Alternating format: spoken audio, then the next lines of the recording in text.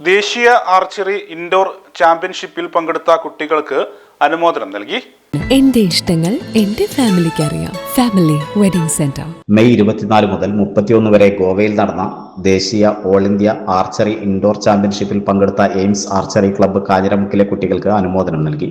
Ward member Sabira ഹിലറും മുൻ ward member ഹിലറും ചേർന്ന് സമ്മാനദാനം നിർവഹിച്ചു. കാഞ്ഞിരമുക്കിൽ കഴിഞ്ഞ 4 വർഷമായി ദമ്പതികളായ ശ്രീദേവി രാകേഷ് കുമ്പളത്തും ആർച്ചറി പരിശീലനം നൽകി വരികയാണ്. വിവിധ സ്കൂളുകളിൽ നിന്ന് TP അയാൻ, ജിഫ്രിൻ ഷാ, അഷാസ് മുഹമ്മദ് ഫറാസ്, ബദ്രിനാഥ്, ഗൗരിനന്ദ, അതുൽ കൃഷ്ണ എന്നിവർ ദേശീയ ഓൾ ഇന്ത്യ ആർച്ചറി ഇൻഡോർ ചാമ്പ്യൻഷിപ്പിൽ പങ്കെടുത്തു.